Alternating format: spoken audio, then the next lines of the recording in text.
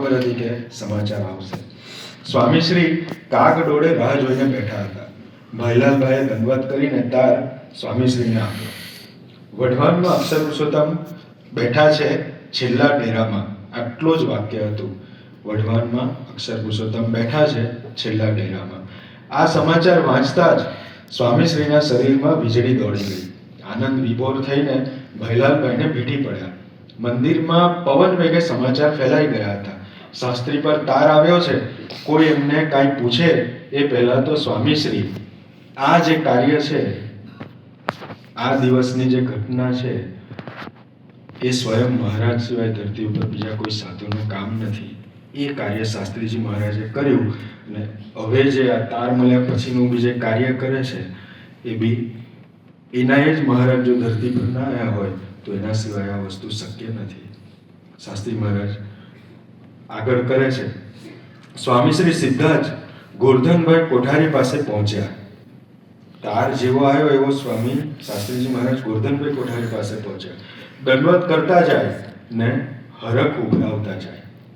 કોઠારીને દંડવત કરે એક બાજુ અને હરખ ઉભરાવતા જાય. ગોરધનદાસ કોઠારી સાવધાન થઈ ગયા. પ્રેમથી કહ્યું, રાખ, તારે મને દંડવત કરવા નહીં. તને તો મોટા મોટા નમે છે, એટલે તું દંડવત કરે તો હું દોષમાં પડું. માટે જે કામ હોય તે ખુશીથી મને કહે. સ્વામીશ્રી તરત જ ઊભા થઈ તાર બતાવ્યો અને કહ્યું, વઢવાણમાં અક્ષર પુરુષોત્તમ દેવ બેઠા.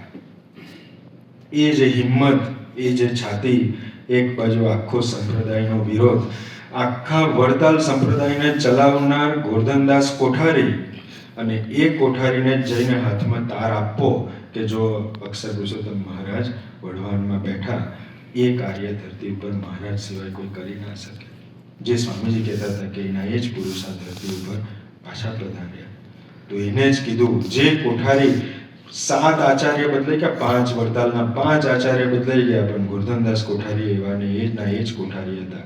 જેને સાધુ બી દંડવત કરે, જેની પાસે સાધુ બી પ્રાયશ્ચિત લેવા જાય, એવા વ્યક્તિ.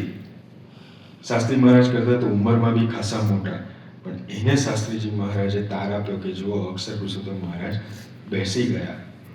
કોઠારી સજ્જડ આઘાતથી સ્તબ્ધ થઈ ગયા.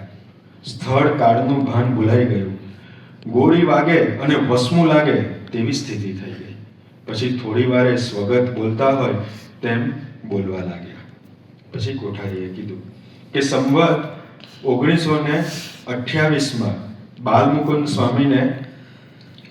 સ્વામી એટલે ગુણાતીતાન સ્વામીના શિષ્ય હતા. એ બાલમુકુંદ સ્વામી સંપ્રદાયમાં બહુ મોટા સંત હતા એ જમાનામાં. તો કે બાલમુકુંદ સ્વામીને ગોંડલ